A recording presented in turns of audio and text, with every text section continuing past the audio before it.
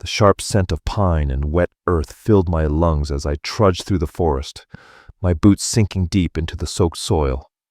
Rain had fallen since dawn, leaving the woods caught in that strange stillness. After a storm, droplets clinging to every leaf, the world holding its breath. I was out gathering herbs for Sarah Cindermore, the old healer who'd taken me in after my parents' deaths. My basket was half filled with yarrow and rosemary, when I heard it, a low, broken whimper out of place in the silence. Hello, I called, my voice small against the immensity of the trees. Another sound answered, weaker this time. I followed it, pushing through slick branches that slapped at my face and traced wet trails down my cheeks. The path dipped suddenly into a clearing, and that's where I saw him. A wolf. But not any wolf, enormous, its body sprawled and trembling in the mud. I should have run. Every warning I'd ever heard from the Ember folk echoed in my mind. Never wander deep into the woods, never approach what doesn't look natural. Yet something in me froze. Something in me knew I couldn't turn away. Blood matted its dark fur. Its eyes closed tight, slashed by cruel gashes. "Oh God," I whispered. My hand found the silver pendant that Vera Moonrise, my grandmother, had given me before she died. "Always keep this close, Nira. It will guard you when shadows come." The metal was warm against my palm as I stepped closer to the creature. Its nostrils flared, catching my scent. I froze, remembering every story about wild beasts, how they sensed fear, how they attacked when cornered. But this one didn't move. It only breathed shallow, weak, helpless. "I won't hurt you," I murmured, my voice soft as rain. I knew it couldn't understand me, but I hoped it might feel the calm in my tone. "You're hurt pretty bad, aren't you?" Its ears twitched. The massive head turned slightly toward me. Blood dripped from the wounds near its eyes, and now that I looked closer, I saw more deep slashes on its flank, burns scorched into one paw. No ordinary fight had caused this. Someone or something had done this on purpose. I dropped my basket and peeled off my jacket. The cold air bit through my thin clothes, but I didn't hesitate. As I approached, the wolf growled a low, raw sound that vibrated through the clearing. "Easy," I whispered. "I just want to help." Everything around us went quiet. Even the dripping rain seemed to stop. I knelt beside the beast, my fingers trembling as I brushed against its fur, softer than I expected, hot to the touch, feverish. The wolf flinched, but didn't lash out. I took that as permission. I poured water from my flask and began washing away the blood. The cuts were too clean, too deliberate human work. "Who did this to you?" I whispered, anger tightening my chest. The wolf's ears twitched again, catching the heat in my voice. I wasn't a trained healer like Sarah Cindermore, but I'd learned enough to know the truth. Without help, he'd die before nightfall. The damage to the eyes worried me most. If he stayed blind, he'd never survive in these woods. "I can't leave you here," I said at last. My decision, made before reason could argue. "They'd call me crazy for bringing a wolf home, but I'm not letting you die out here." I glanced toward the distant line of trees. "There's a shed behind my cottage. It's dry. It's safe. No one will find you there." My words came out as if to convince myself more than him. He was massive, easily twice my weight, and clearly couldn't walk. I looked around for anything that could help. A fallen branch caught my eye, sturdy enough to make a travois. As I worked, his breathing grew shallow, ragged. Panic flared through me. Infection was already setting in. I tore my undershirt into strips, ignoring the sting of the cold against my skin, and wrapped the worst of his wounds as tightly as I could. "This will hurt," I warned, quietly binding the last gash around his paw. No reaction, only the slow, fading rhythm of his breath. Fear pressed against my ribs. I couldn't lose him now. After what felt like an hour, I had a crude but strong travois ready. With a deep breath, I rolled the huge wolf, half dead, bleeding, and heavy as stone, onto it. My muscles screamed with the effort, but I gritted my teeth and whispered to him, "Hang on, big guy. You're not dying out here tonight." By the time my arms burned and my back screamed sweat, and rain had become one on my skin. My boots sank deep into the mud as I gripped the makeshift travois and hauled with every bit of strength I had. The wolf was impossibly heavy. Its weight felt more like dragging fate itself through the forest. I moved it inch by inch, stopping only to check if it still breathed. Each time my palm pressed against its chest, I felt that faint, stubborn heartbeat. It didn't feel like touching a beast, it felt achingly human. By the time the outline of my cottage appeared through the trees, night had already swallowed the forest whole. The shed loomed ahead, barely visible in the dusk. Gritting my teeth, I pulled harder until the travois scraped over the tangled garden. My arms trembled, my legs shook. When I finally reached the door, I slammed my shoulder against it, the hinges crying in protest. Inside, shadows clung to every corner. Old tools hung on the walls, a smell of dust and iron filling the air. I cleared a space in the middle, sweeping away the cobwebs and leaves. Almost there, I muttered, not sure if I was talking to the wolf or to myself. With one last pull, I slid the travois inside and lowered the massive body onto the floor. In the dim light seeping through the grimy window, the creature looked even larger, easily 6 feet from nose to tail, its fur dark as storm clouds. I leaned against the wall, lungs burning, heart pounding. Only now did the weight of what I'd done hit me. I had brought a wounded predator into my home. What was I thinking? How would I feed it, treat it, and survive if it turned on me? One problem at a time, Nira, I whispered under my breath. I locked the shed behind me and hurried to the cottage. My hands still shook as I gathered what I needed. Lanterns, clean cloth salves, a bowl of water, and the worn herbal guide Sarah Cindermore had given me years ago. Its dog-eared pages were full of her notes on healing and infection. I hesitated before grabbing the book, then tucked it under my arm and ran back. The wolf hadn't moved. Its breathing came in slow, ragged bursts. I set down the lanterns, their golden light spilling across the room and revealing the truth. Deep, deliberate cuts, burns, and scars that told of years of cruelty. Rage stirred inside me.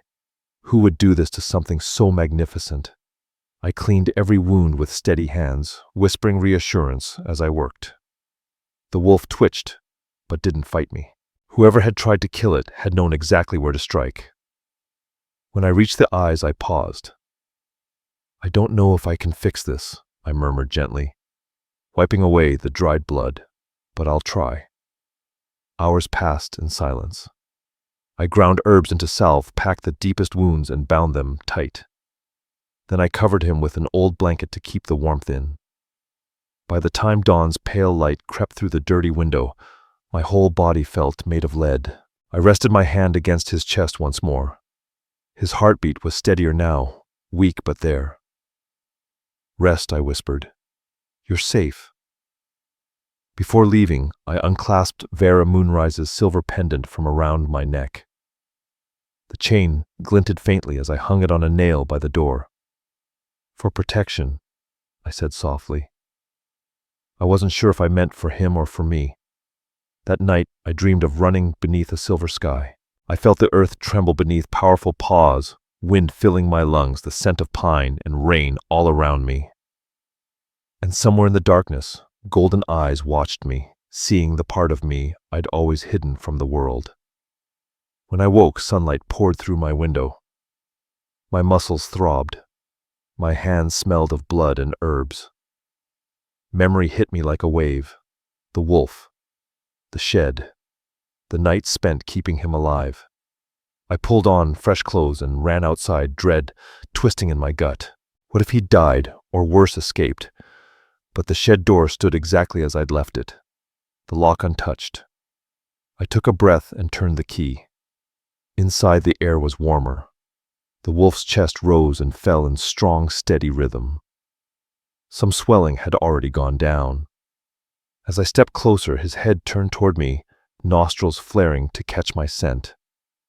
"You're looking better," I said, softly, relief spilling from my voice as I knelt beside him.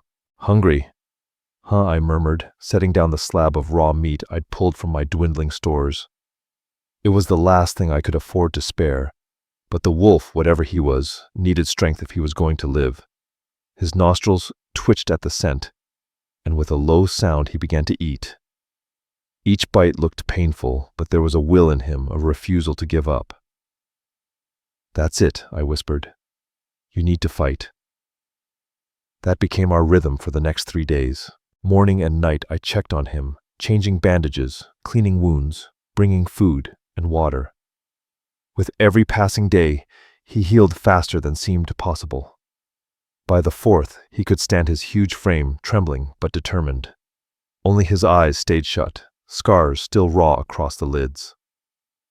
On the 5th morning, when I stepped into the shed, he was already awake, head lifted, ears alert.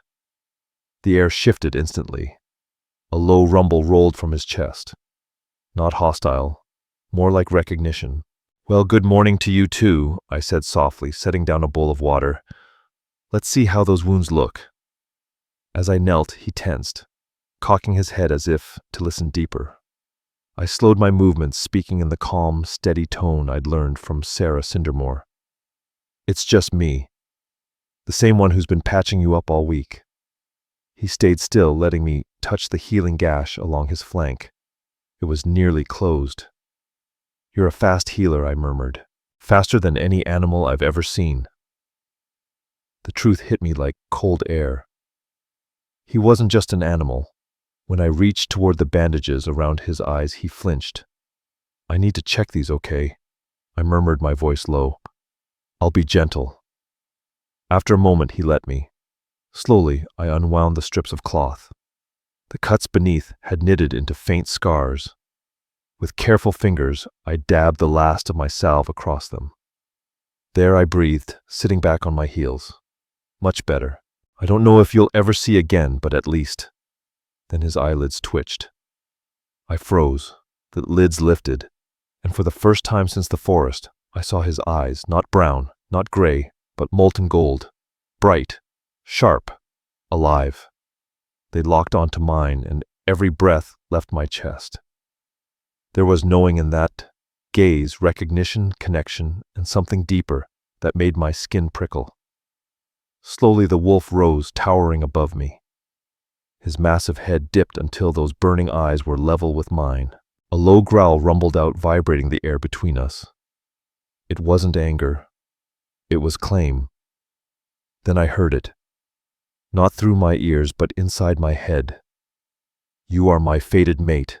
I stumbled backward, heart hammering against my ribs. "No," I whispered. "That's no. Wolves don't talk." He stepped closer, each movement, fluid, powerful, no trace of weakness left. "I'm not just a wolf," the voice rumbled in my mind, rough, deep, like gravel in thunder. I looked toward the door, weighing my chances of escape, but he moved, blocking it easily. My pulse spiked.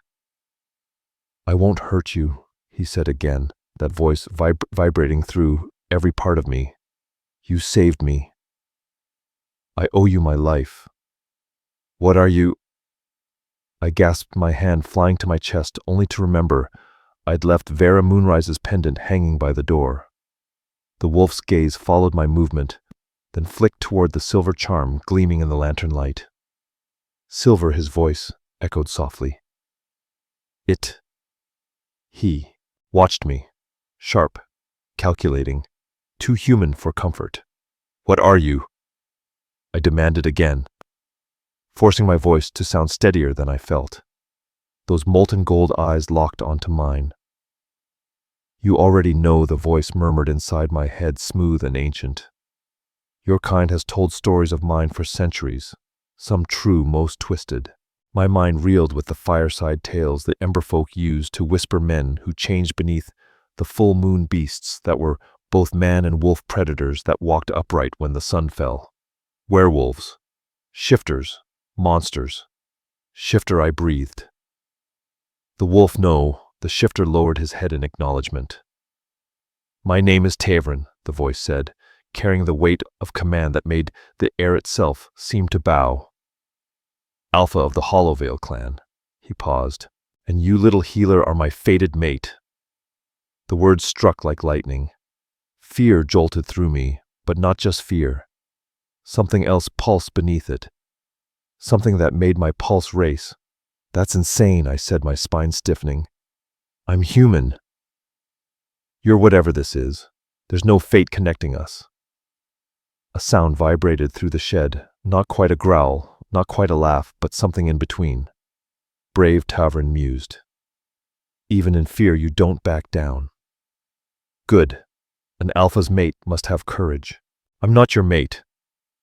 The words burst out louder than I meant. I'm a human woman who made the incredibly stupid choice to help an injured animal. Tavern tilted his massive head, his expression unreadable. And yet he said slowly, "You knew I wasn't just a wolf the moment you found me, didn't you, Nira?" I froze. How do you know my name? I've been conscious longer than you think. His voice softened, echoing in my skull. You talk to yourself when you work. You have a kind heart, Nira Ashvale. That's rare. Something in his tone made me pause. It wasn't arrogance. It was exhaustion, a kind of weariness that came from centuries of fighting battles no one else could see. Despite myself, I whispered, "What happened to you? Who did this?" The gold in his eyes hardened, pupils narrowing to razor slits. "Hunters," he growled, "the Duskborn. They know what we are and how to kill us. They've been on my trail for weeks. Why? Because I'm Alpha. They kill the Alpha, they cripple the pack." His voice rumbled through me like distant thunder. They blinded me, thinking it would make me weak. They were wrong. My stomach turned as I remembered the precision of his wounds. Human hands had done this, but not ordinary humans. "Those hunters," I said quietly. "They're not fully human, are they?" Tavern's lips curled back, showing teeth too long, too sharp. They use old magic bound to new weapons. A poison mix of steel and spell. The realization crashed over me, what I'd brought into my shed, what danger I'd drawn straight to my door. "If they find you here, they'll kill you too," he finished darkly. "For sheltering me, for healing me, for being what you are to me." "I'm nothing to you," I snapped. But even to my own ears, the words rang hollow. "There are no accidents in this world, Nira." Tavern stepped forward, his immense body blotting out the faint light spilling through the window. "The fact that you heard my call when no one else could, that you walked into that clearing and didn't die of fear, that's no coincidence." I backed away until my shoulders hit the wall. "What are you talking about? You carry a mark." My hand flew to my face, then my neck. "What mark?" A deep rumbling sound came from him, amusement, rich and low. "Not a mark you can see. A scent, a resonance. Something only my kind can sense. From the moment you touched me, even half dead, I knew what I demanded. That you are mine," he said simply. "The balance to my storm, the mercy to my strength, the calm to my fire." Something in me quivered at his words. All my life I had felt apart, different, drawn to solitude, to quiet, to the wild. And now this creature was speaking truths I'd never dared name. "You're delusional," I said, finding my voice again. "And even if you're not, you're healed enough to travel. You need to leave before those hunters come here." Tavern's golden eyes burned in the half-light. "You can send me away, Nira Ashvale." His voice rolled through me like thunder. "But fate doesn't listen to fear. ChatGPT deny." Tavern's golden gaze lingered on me, steady and unreadable. "I won't leave you unprotected," his voice murmured inside my mind. "I've done just fine for 24 years without a what a werewolf bodyguard," I shot back. "Have you?" he asked, stepping closer. Against my better judgment, I didn't move away. His words landed heavy, cutting through the space between us. "Those scars on your arms tell another story." Instinctively, I pulled my sleeves down, covering the faint white lines that still ghosted my skin, reminders of a crueler time when difference made me a target. "They're old," I muttered. But the memories aren't his, tone softened, carrying warmth that disarmed me. I can smell the pain still clinging to you. Stop that, I snapped, anger and embarrassment flaring together. Stop smelling me. Stop pretending you know who I am. To my surprise, Tavern stepped back, giving me space. Forgive me, little healer. I forget how invasive our instincts can seem to humans. The tension in my chest loosened slightly, though I kept my guard up. Just tell me what I need to do to get you out of here safely. He turned toward the door, head tilting as if gauging the fading light. Night will be safer. Shadows hide better than daylight ever could. His gaze met mine again, glowing knowing. But before I go, there's something you need to understand. A chill swept through me. What the Duskborn, the hunters who wounded me, they have my scent. And now they have yours. His nose dipped toward the bandages wrapped around his body. It's all over me. All through this place. Once they realize an alpha has found his fated mate, they'll hunt you as fiercely as they hunt me. Cold dread pooled in my stomach. So I'm in danger whether you stay or not. Yes. The word hung heavy in the air. Then what the hell am I supposed to do? My voice cracked with frustration. Leave everything, hide, disappear. Come with me. Those 3 words filled my mind with impossible warmth. Return to the Hollowveil Clan. You'll be safe there, with me. A laugh tore out of me, sharp and disbelieving. You can't be serious. I don't know you. I don't know anything about your world or packs or shifters or whatever the hell you call yourselves. I have a life here. Do you? He asked quietly. You live alone at the edge of the Emberfolk village.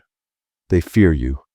Even your mentor, Sarah Cindermore, she teaches you, but she doesn't truly see you, does she? His words hit like stones. That's my choice, I said tightly. Or survival. Tavern pressed his tone low and unrelenting. A way to exist among people who sense your difference but never understand it. I opened my mouth to argue, but nothing came. Because he was right. The villagers respected me when they needed me, but they never invited me in. I told myself I preferred it that way. Maybe I'd even believed it. Still, I lifted my chin. Even if what you're saying is true, that doesn't mean I should run off with some shifter I just met. Not some shifter, he corrected the Alpha's command, threading through his voice. Your fated mate. The other half of what you are. You keep saying that like it's supposed to mean something, I muttered. It will, he said simply. When you're ready to accept it. A thought hit me, sharp and practical. Can you change, I asked. Into your human form, I mean. A flicker of pain crossed his eyes. Not yet. The wounds are still too deep. Shifting requires strength I haven't regained. He glanced at his massive paws. Another day, maybe 2. I nodded slowly. And these hunters do. They know you're alive. They think I'm dead. Tavern replied, a low growl vibrating through the floor. They saw the blood and assumed the kill was clean. But they're thorough. They'll come back to confirm. To collect trophies. His jaw tightened, the word trophies twisting into a snarl that sent goosebumps up my arms. Tavern's ears twitched at my words, his attention sharp as a blade. The single thought carried a hint of amusement that rippled through my mind. I ran a hand through my tangled hair and exhaled. Yeah, looks like my choices are either help you or wait for these duskborn bastards to knock on my door.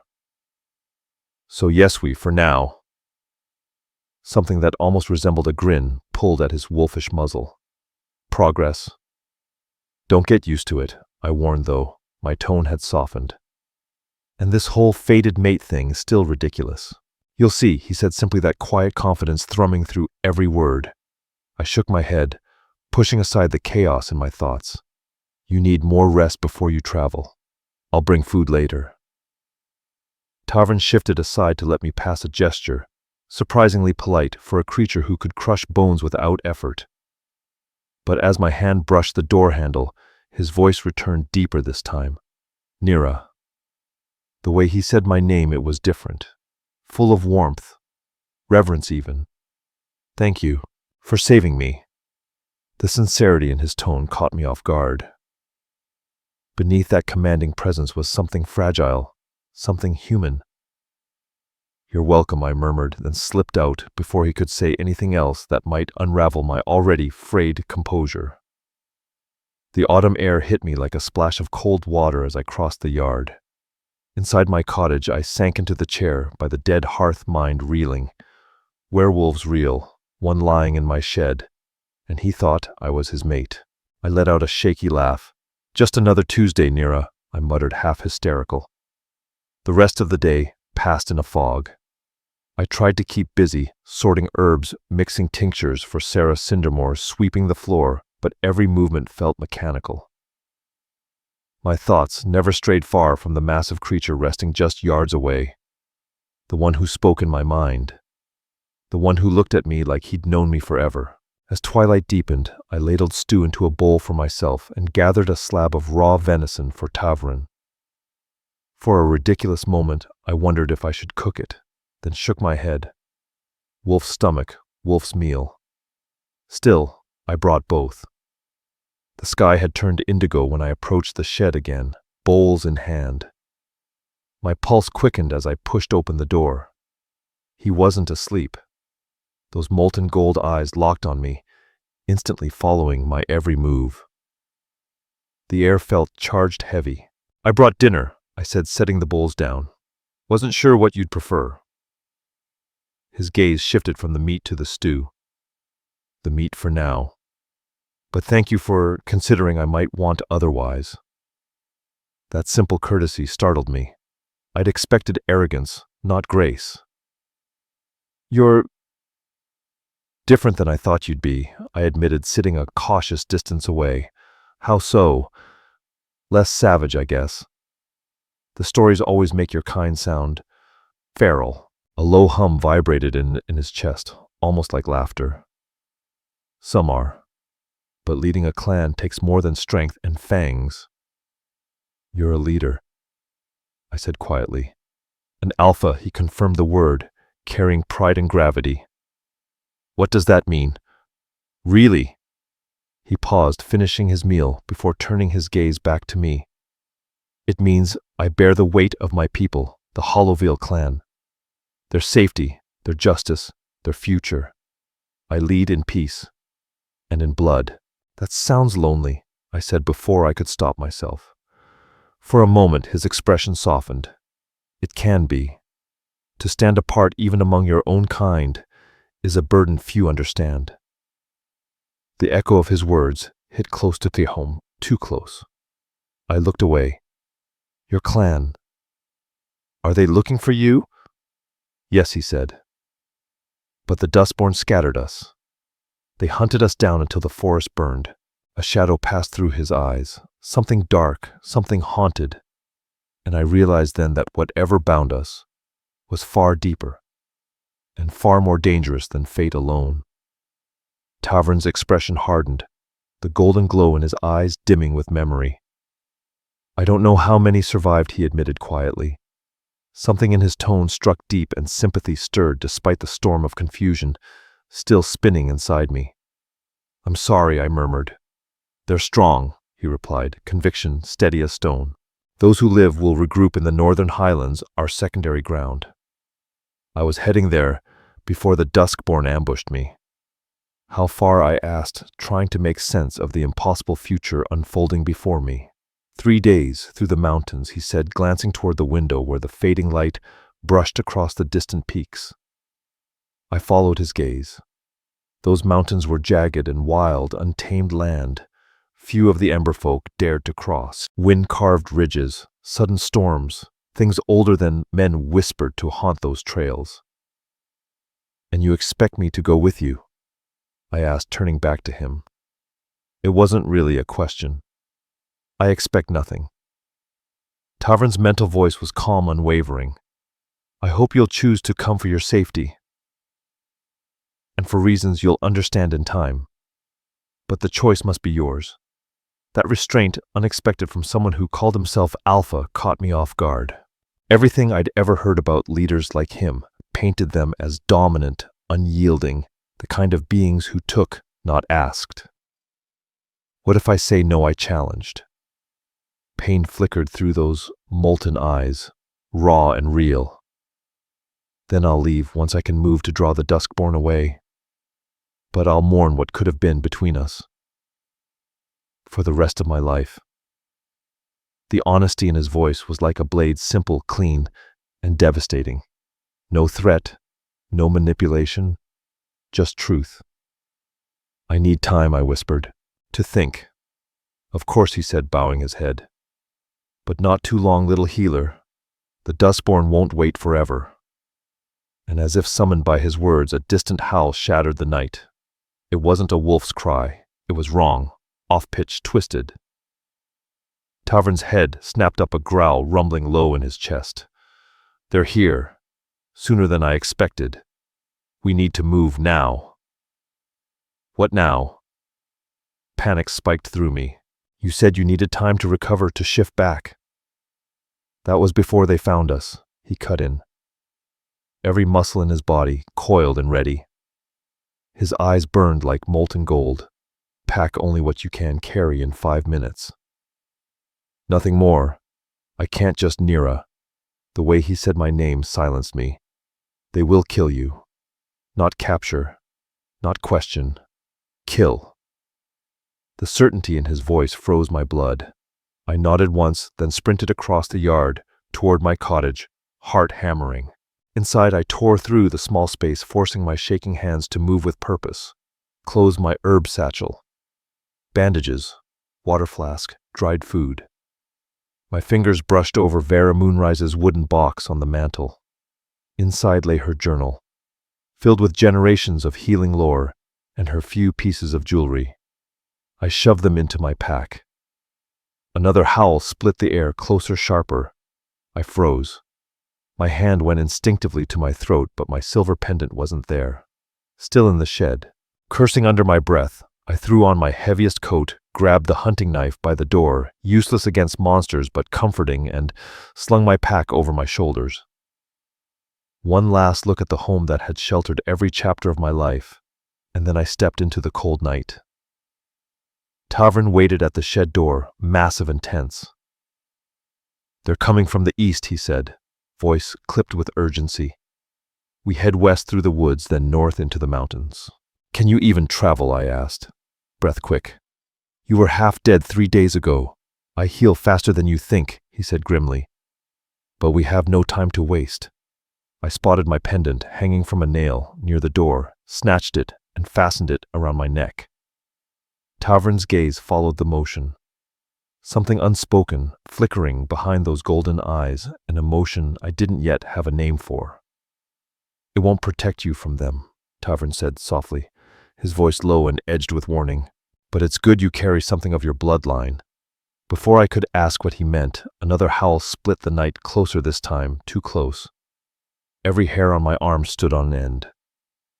Stay close to me, Tavern ordered, muscles tensing as he moved toward the back of my property where the woods began. Match my steps. They'll track us by scent, but I can blur the trail. The forest swallowed us whole. My human eyes strained against the dark, but Tavern moved as if born from it, his hulking silhouette, shifting between the trees like smoke. I pressed a hand to his flank, grounding myself in the steady rhythm of his movements. The night stretched endlessly. The only sounds were our breathing and the faint crunch of damp leaves beneath our feet. The air grew colder, thicker. The deeper we went, the wilder the forest became, roots clawing at the ground, branches snagging my coat. More than once I stumbled, but Tavern adjusted his pace each time, steadying me with a subtle brush of his shoulder. How much farther? I whispered, lungs burning. We need to reach the river before dawn, he replied, his tone sharp with focus. Water will hide our scent.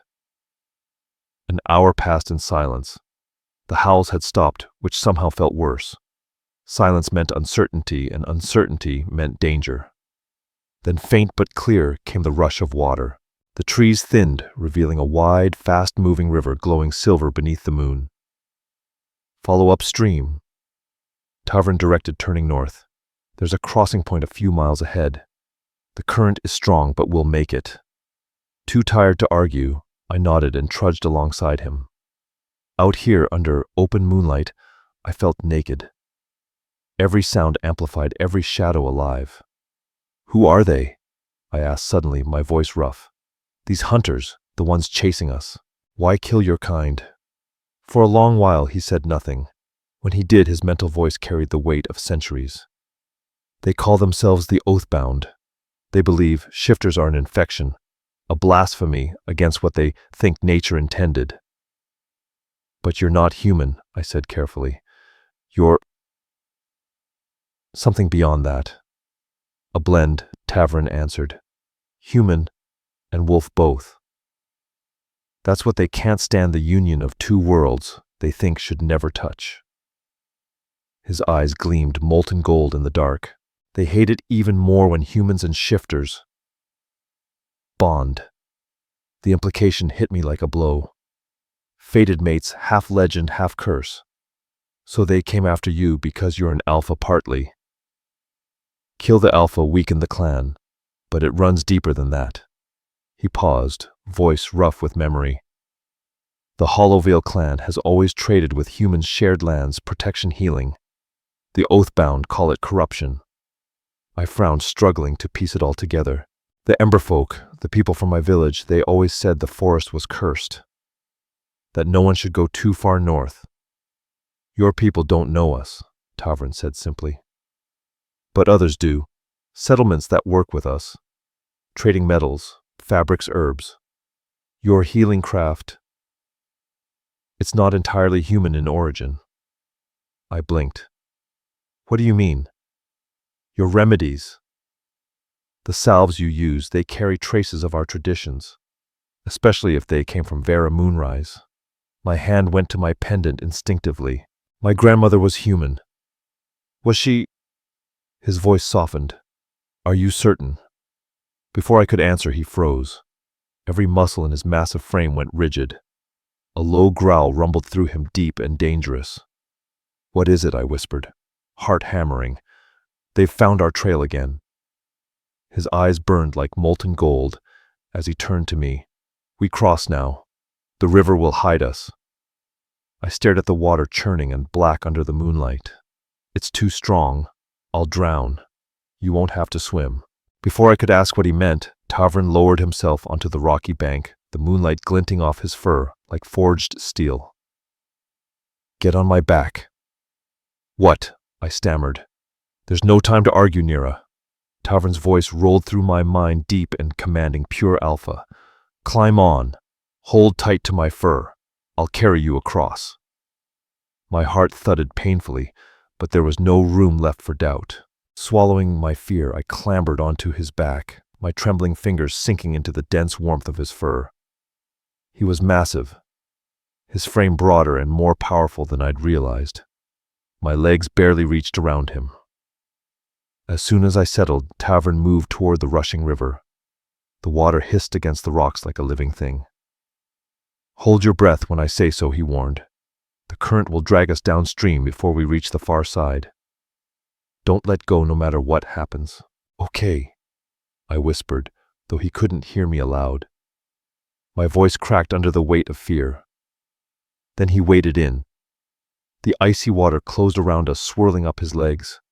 I could feel every muscle flex and release beneath me as he fought the current. His strength, a living engine.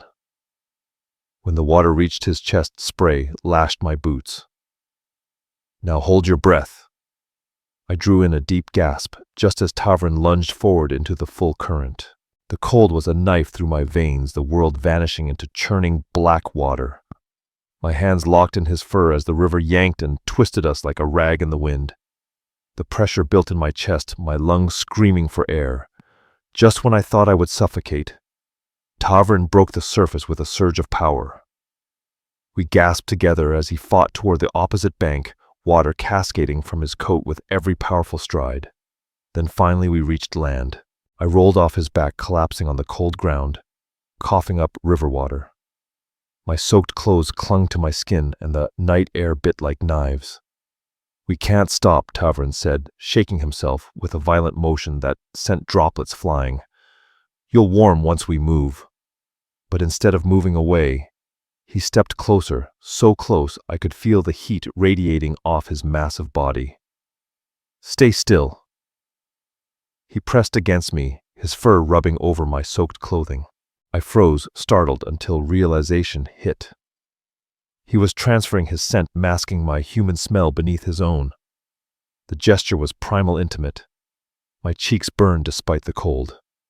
"It'll confuse them," he explained, sensing my unease. "They won't separate your scent from mine." When he finally stepped back, the night air felt colder without him. "There's a cave system 2 hours north," he continued. "We'll rest there when daylight comes. The Oathbound hunt best in darkness." I nodded weakly, pushing to my feet, though every muscle screamed in protest. The wet fabric clung like ice, but the fear of what hunted us gave my legs strength. We trudged on, climbing into rougher terrain as the forest thinned. The world narrowed to exhaustion, the scrape of boots on stone, the rhythm of Tavern's stride, the hiss of my ragged breathing. He kept glancing back, adjusting his pace whenever I stumbled behind. By the time we reached the cliffs, dawn was beginning to silver the horizon. A jagged row of caves gaped in the rock face ahead, half hidden by twisted pines. Tavern led me to its entrance, narrow but widening into a chamber of cool shadow inside. "Rest," he said once we were safe within. "I'll keep watch."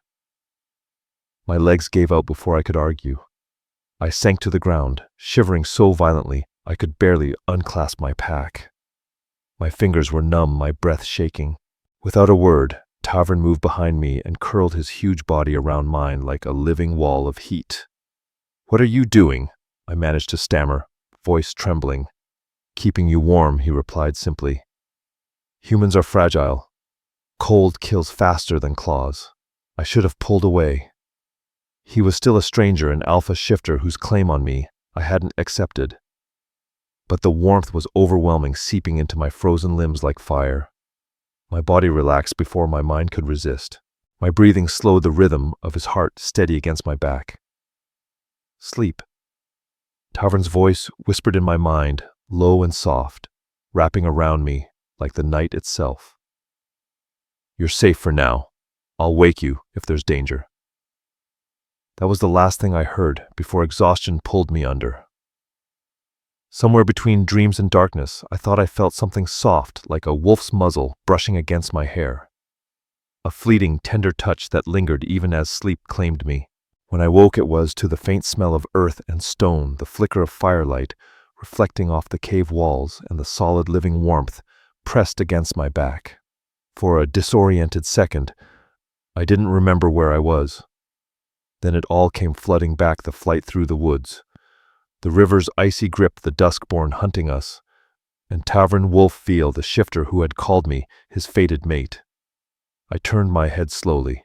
He was still curled around me like a sentinel, his massive body radiating a deep, steady heat that had dried my clothes and driven the chill from my bones. His golden eyes were open, glowing softly in the half-light, fixed on me with an intensity that stole the air from my lungs. "You're awake." Tavern's voice brushed my mind, deep and calm, threaded with quiet relief. "How do you feel?" I took stock of my body. My muscles throbbed from the relentless pace, but the bone-deep cold was gone. "Better," I said softly. "How long was I out?" "Most of the day." He gestured with a tilt of his head toward the cave entrance, where sunlight had dimmed to a golden haze the last stretch of afternoon. "You needed the rest." I sat up, every joint protesting. "And the duskborn, they lost our scent at the river," he answered, eyes narrowing toward the light outside. "But they'll keep hunting. They always do." The reminder pressed against my chest like a weight. 2 more days of running, 2 more nights between me and whatever waited in the mountains. "Are you strong enough to keep going?" I asked, studying him. His wounds, once deep and raw, had sealed with unnatural speed. But even so, he'd pushed himself hard.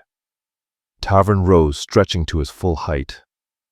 The movement was all power and fluid grace, every muscle rippling beneath his thick fur. Strong enough, he said simply. Stronger with each breath. Will you be able to shift back soon? I asked. Into your human form, he hesitated, considering. Perhaps by tomorrow night. The body prioritizes healing. Shifting burns energy. I still need. Curiosity pried at me, cautious but insistent. What do you look like as a man, I mean? A flicker of amusement crossed his eyes. Worried about what you've gotten yourself tied to, little healer? I haven't tied myself to anyone, I said quickly, though the denial lacked conviction. I'm just trying to understand the situation. Tavern padded closer and sat before me, posture proud but composed. Even seated, his head was level with mine.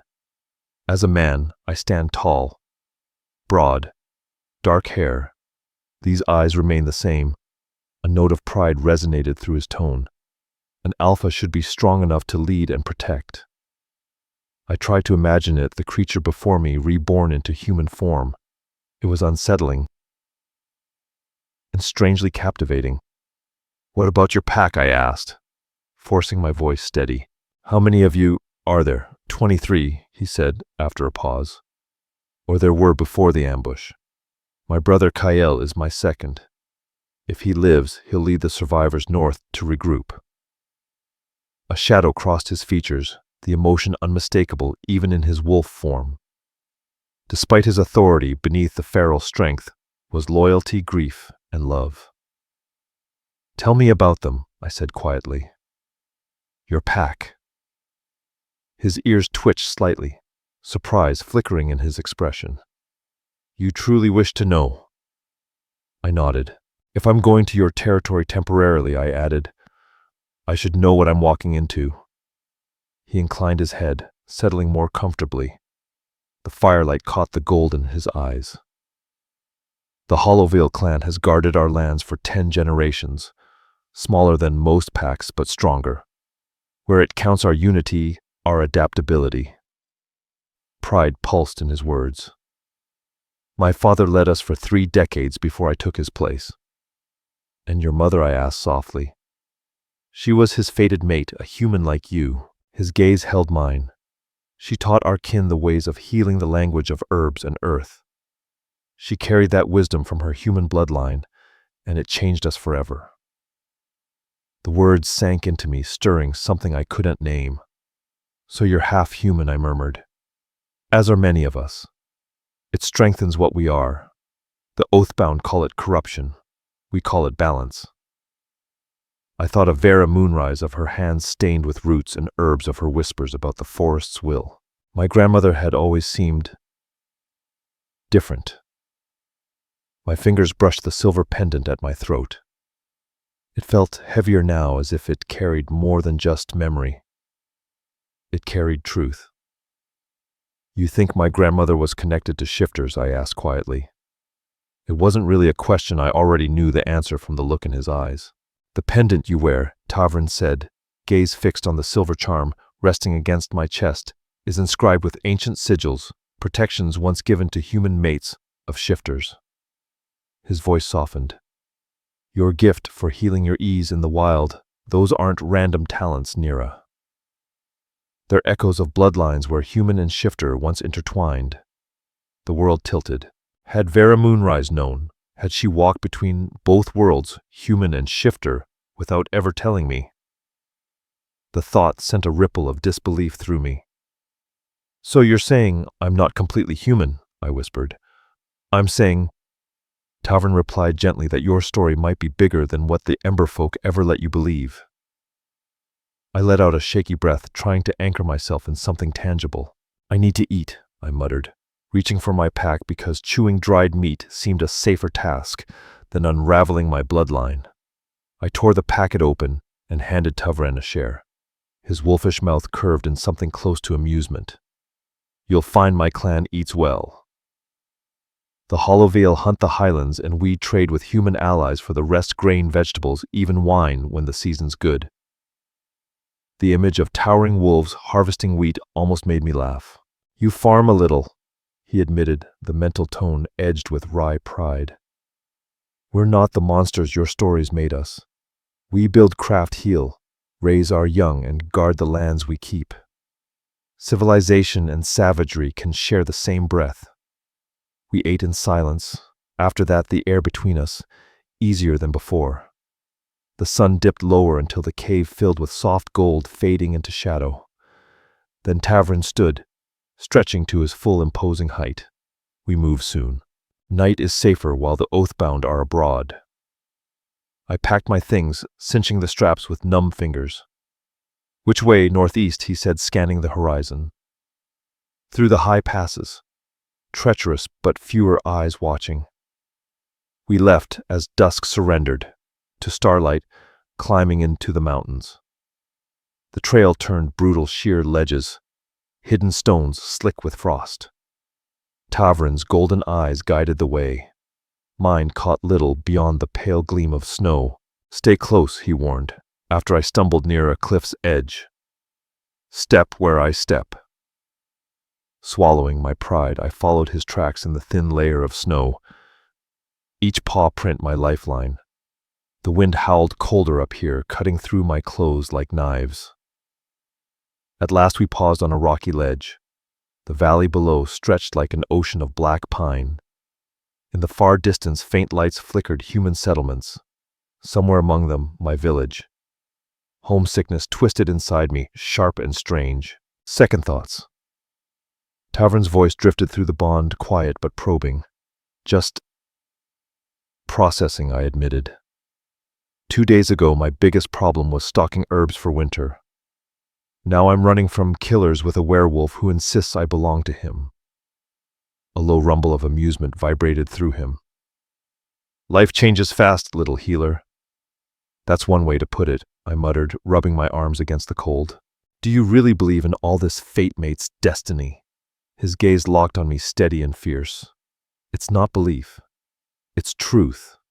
When a bond forms, it's not chance, it's recognition. One soul calling to another across the dark. He took a step closer, heat rolling off him in waves. From the moment I caught your scent, even half blind, half dead, I knew. Knew what I whispered, that you were mine.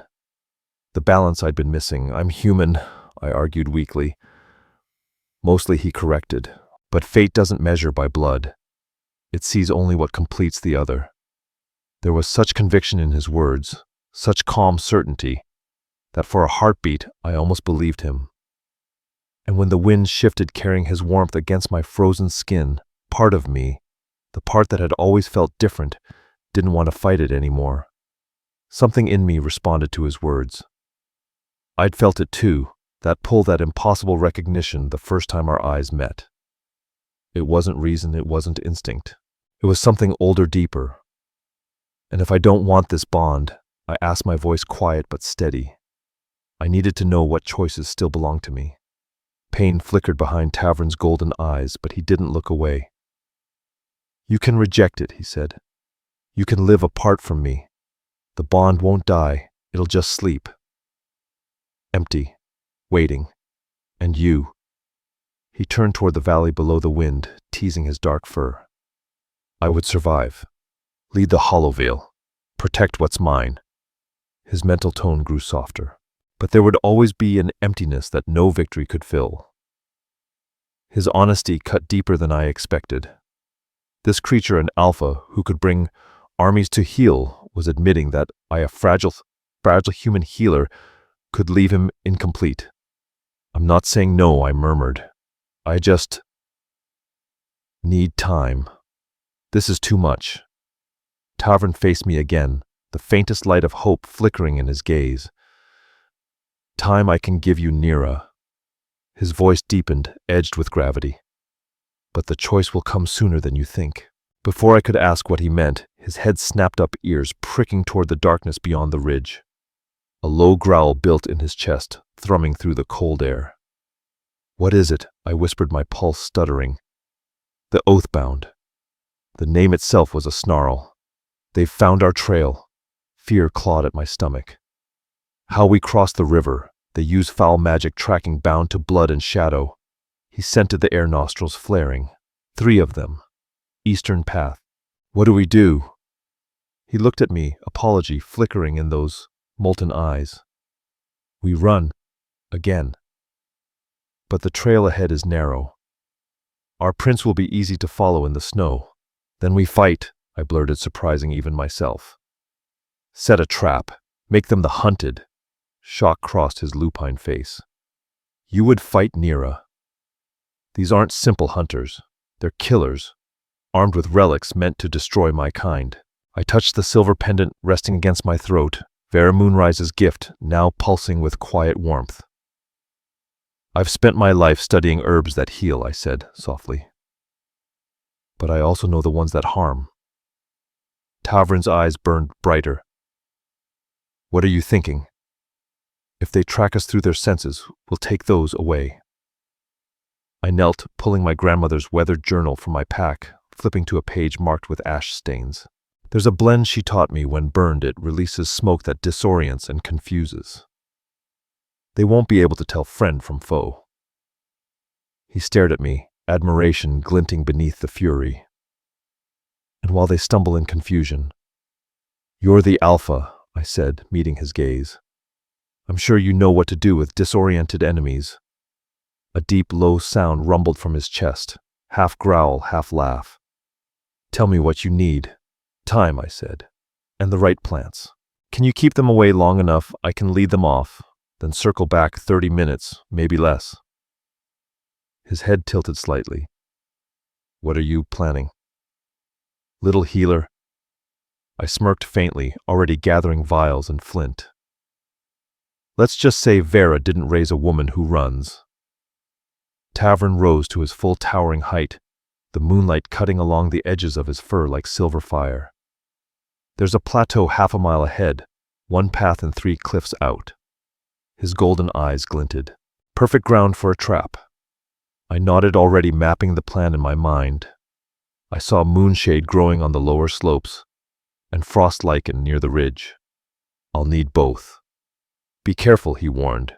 The Oathbound might have scouts running ahead of their main pack. I'll stay low, I said, then hesitated. You be careful too, Tavern. Don't take stupid risks just to buy me time. For a heartbeat, something gentler flickered behind his fierce gaze. Your concern warms more than fire, little healer. Then he turned and vanished down the slope, his massive form swallowed by the dark. I moved fast. My breath plumed white as I scraped moonshade leaves from frozen soil, peeled frost lichen from shadowed stone, and gathered sticky pine resin to bind it all together. My fingers worked with the muscle memory of Vera Moonrise's teachings, even as my thoughts chased her ghost. Had she learned this from shifters too? Had she used it to protect someone she loved? The plateau wasn't far. A flat sweep of stone ringed by sheer drops, with only one narrow approach, a death trap waiting to happen. I knelt at the center, mixing the ingredients into 3 small piles, each placed, so their smoke would cover the entire clearing when lit. Then I crouched under the overhang. Tavern had marked waiting. Every sound gnawed at my nerves, the sigh of wind through the twisted pines, the rasp of shifting rock, the lonely call of a night bird. The minutes crawled, each one feeding the storm in my chest. Had the Oathbound found him? Was he hurt again? Just as panic began to rise, a shadow took shape in the mist. Tavern appeared without a sound, materializing like he'd been carved out of the dark itself. They're coming. His voice growled through the bond, taut with focus. 3 of them, armed with relics, amulets that strengthened their tracking magic. How close, I breathed. Minutes. His golden eyes burned. It's golden. I led them in circles before heading here. They're angry, careless now. A wolfish smirk curled his muzzle. Angry hunters make easy prey. The mixture's ready, I said, heart pounding. Once they're all on the plateau, I'll light it, and I'll be waiting. He turned, then hesitated. Nira. My name in his mind felt different this time. Rough, almost tender. If something happens to me, it won't. I cut in sharply, surprising even myself with the conviction in my voice. His gaze lingered steady and solemn. Still, if it does go north, find the Hollowveil Clan. Tell them who you are, what you are to me. They'll keep you safe. Before I could answer, he melted back into the night. I crouched low, flint and steel in hand, waiting. The Oathbound came like wraiths through mist. 3 figures, cloaked in black, their movements precise, silent, unnatural. Their amulets pulsed faintly blue, drawing the moonlight into themselves rather than reflecting it. One gestured, pointing toward Tavern's deliberate paw prints in the thin snow. They followed. I struck the flint. Sparks caught the first pile, instantly the flame hissing into life. The nearest hunter spun, but too late. A surge of pale green smoke exploded outward, curling across the plateau like living mist. I lit the second and third piles. Within seconds, the entire clearing was buried in choking fog. Shouts broke the silence. Panicked, disoriented, muffled by the haze. "It's a trap," one voice barked. Form up back to back, but confusion had already set in. The smoke clawed at their senses, dulling sight, twisting scent and sound. I heard coughing, stumbling, the clatter of dropped weapons. Then came that sound, low, primal, and everywhere at once. A growl that rolled through the fog like thunder, ancient and merciless. Tavern was hunting. Gunfire cracked through the fog, echoing off the mountain walls like thunder trapped in stone. One of the Oathbound shouted something half command, half panic, before his voice broke into a scream that ended too suddenly. A body hit the ground with a dull final thud. More shots followed, wild and desperate. Through gaps in the smoke, I caught fleeting glimpses, Tavern's shadow, sliding through the haze, silent and lethal. He struck like lightning, vanishing again before the hunters could even turn. A gust of wind swept the plateau clear for a heartbeat. The sight froze my blood. One Oathbound sprawled motionless, another stumbling back with blood running down his arm, and the third aiming into emptiness. Their amulets pulsed with cold blue light, straining against the spell's confusion. Then the wind shifted and the fog rolled back in like a living thing. The sounds came next. Snarls, curses, bone against stone. My pulse thundered as I pressed both hands to my mouth to stop the sound that wanted to escape. Then through the smoke, a man stumbled toward me. An Oathbound. He was coughing, disoriented, blood streaking his face. He hadn't seen me yet, but he would in seconds. My fingers closed around a rock slick with frost. My body moved before my mind could stop it. I rose and swung with everything I had. The impact cracked through the stillness. He went down, instantly collapsing into the snow. The eerie blue glow of his amulet sputtered, then died. For a moment, I just stood there, breathing hard, the bloodied rock trembling in my hand. Had I killed him? The thought should have horrified me, but all I felt was the steady, icy calm of survival. Then came a last, strangled cry from the fog and silence. My heart hammered in my chest until a familiar voice brushed against my mind. Nira. Relief hit me so hard, my knees nearly gave out. Tavern emerged from the thinning smoke, blood darkening his chest fur, his movements powerful and sure. His eyes swept the carnage, then found me smeared with dirt and fear and blood. Something fierce, almost proud, flashed in his golden gaze. "Is he dead?" I whispered. Tavern sniffed the fallen man. "No, only unconscious." His eyes met mine. "Does that soothe the healer in you?" A shaky breath escaped me. "A little. The others will hunt no more." His tone was grim, satisfied. "The threat ends here for now. But where there are 3 Oathbound, more will follow." The weight of what I'd done pressed down on me. I had helped kill men. Monsters or not, they had. Faces, voices, breath. But before guilt could swallow me, Tavern pressed his head gently against my side. "You did what you had to do to survive. There's no shame in that." I slid a hand into his blood-matted fur, grounding myself in the warmth beneath it. "What now? Now we keep moving north." His mental voice steadied me. "The Hollowveil border lies less than a day away. We can reach it by tomorrow night. I nodded, wiping blood from my hands into the snow. Then let's go. We moved through what was left of the night and deep into the next day, stopping only when exhaustion demanded it. Tavern pushed himself relentlessly, and I matched him stride for stride. By late afternoon, the landscape changed. The trees bore claw marks I never would have noticed without him pointing them out. Stones were arranged in deliberate patterns, warnings, boundaries, signs of the Hollowveil. As twilight deepened, Tavern grew more alert, his nose lifting to the wind. "We're close," he said. "My pack is near." Nerves twisted in my gut. Will they accept me? He turned to me, the fading light catching his golden eyes. "You are my fated mate, Nira Ashvale. They'll accept you as one of their own." A faint rumble of humor followed, though they may be surprised to see me alive and bringing a mate home. We crested the final rise.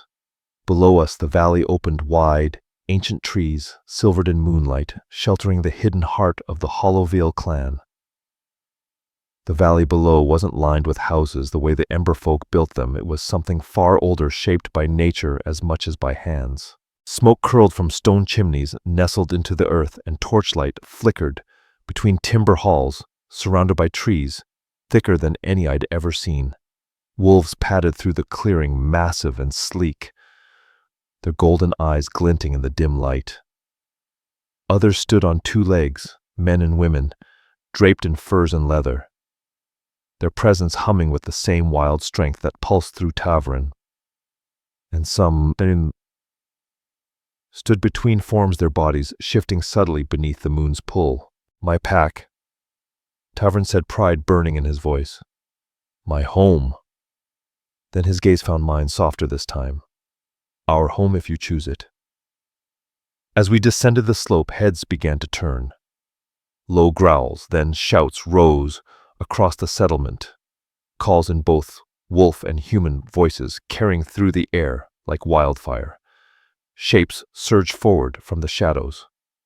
The moment recognition spread, the energy changed, fear melting into disbelief, then erupting into pure unrestrained joy. A tall man broke from the crowd, his stride powerful, his golden eyes nearly identical to Tavren's. "Brother," he shouted, his voice hoarse with emotion. "We thought you were dead." Cale Thornridge reached him first, wrapping his arms around Tavren's neck, as if to make sure he was real. Behind him came others, warriors, mothers, cubs, half-shifted all of them, closing in with cries of relief and wonder. Their alpha had returned from the dark.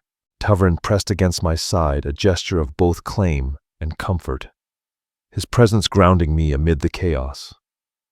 I could feel the rumble of his chest through my sleeve, the unspoken words of pride and protection in the way he stayed close. And in that instant, as the Hollowveil surrounded us with warmth and belonging, a realization bloomed quietly in my chest. This place, this wild, strange, dangerous world, felt more like home than the village I'd left behind ever had. I didn't know what the bond between us truly meant yet, or if I was ready to accept it. But standing beside Tavern Oathbound, among his kin, I finally understood something I never had before. For the first time in my life, I wasn't just surviving. I belonged.